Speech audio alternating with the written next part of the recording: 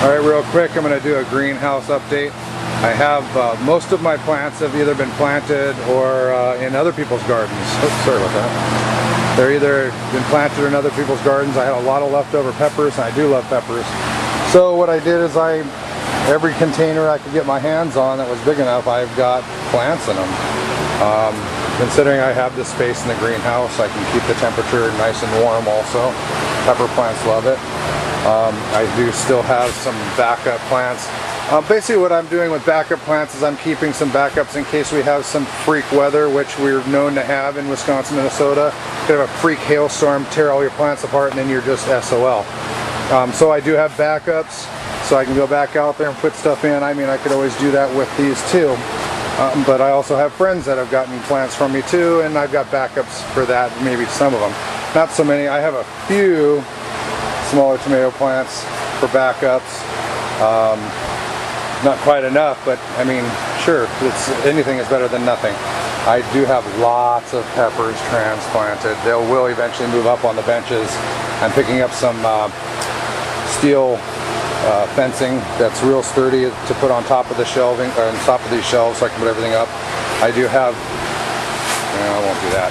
I have 2 tomato plants I actually started in January. They both have fruit growing on them. I'm going to keep them inside. I've got 4 other ones that I put in the garden that I started in January, and they all have fruit on them also. They're about that tall. They're sitting about 3 to 4 feet tall right now. Some really Langley ones I'm just playing with in hanging baskets as opposed to a topsy-turvy upside down thing. They did get really long. That one's not going to last long because it did break up here. But it's been broken like that for a week, so it's doing good. These are my bittersweets. I did pick up 3 of them. If anybody is not familiar with bittersweets, they have a red and yellow berry, very bright, very beautiful, and edible.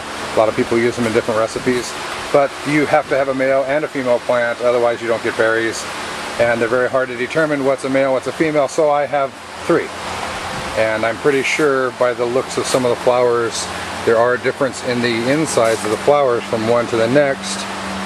That should be the difference between a male and a female, and the one I have over here hasn't gotten any flowers on it yet, but it's also a different variety of the pepper plant. I have my backup squash, different squashes, zucchinis and stuff like that. I just kept like 3 or 4 of the best ones. They actually, most of them have fruit growing on them already, and they're still in 4-inch azalea cups. I have onions, cabbage, more peppers, another freaky tomato plant. I got lots of spices. I have the basil, I have the parsley, I've got thyme. I mean, I can pull this stuff today and make pesto if I want to, and it's not hurting anybody, and I'd hate to just get rid of it. It'll do fine.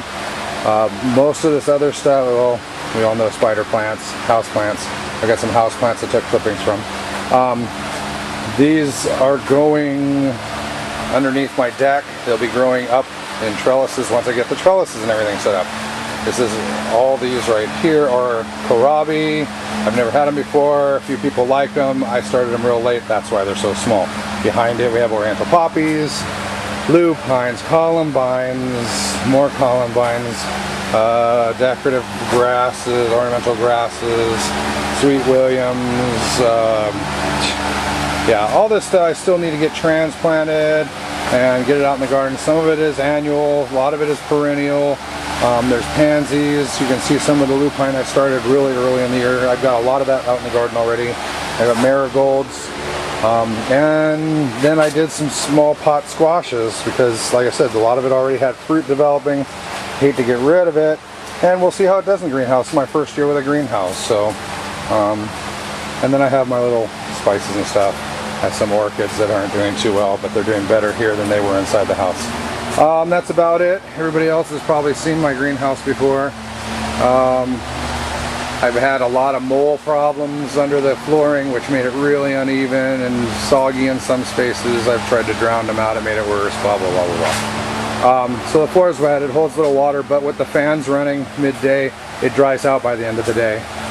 So that's I did get the wiggle wire on the very ends on the outside, so everything stays nice and tight now. I just need to trim it down. I have the Alumacloth, which keeps it somewhat of a mild shade in here as opposed to just a deep sun. We'll see. Like I said, I mean, this is my first year with a greenhouse and doing peppers and pots. If the potted thing works out well, I'll probably pick up a bunch of 3 to 5 gallon pots, and I'll do a potted garden next year also. I'll do it outside with a drip system. Alright, I'm gonna run inside and shoot some other stuff. So, hope you enjoyed that little update. Have a great day. Alright, a real quick update within an update.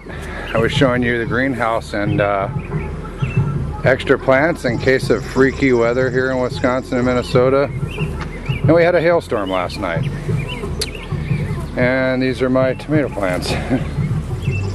So a lot of them will be okay, except for that one.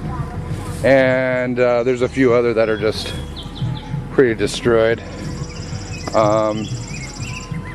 But this is, almost a typical thing. So a lot of these look pretty bad, but I think they will recover. And we'll see. I mean, I probably lost at least half a dozen to a dozen tomato plants, but I do have a half a dozen to a dozen tomato plants sitting in the greenhouse waiting to be replaced. Because obviously, when they're broke off like this, they're not going to come back. And then I was talking about, I think I was talking about it, how you take your long leggy tomato plants, grow them sideways. Let me show you a little example, if it'll pull up. Oh, well, it didn't. There's actually the long leggy stem of that comes all the way out to like here, which is what I'll be redoing with those real long leggy ones in the greenhouse. So, yeah, this is why that's why I take precautions in having extra plants. The other garden looks a little bit better shape with the one that I have all my squash and peppers in. They obviously look a little beat and tethered, but I think they're going to pull through after they get a little bit of dry, warm, sunny weather. And yeah, gotta love the weather. All right, peace.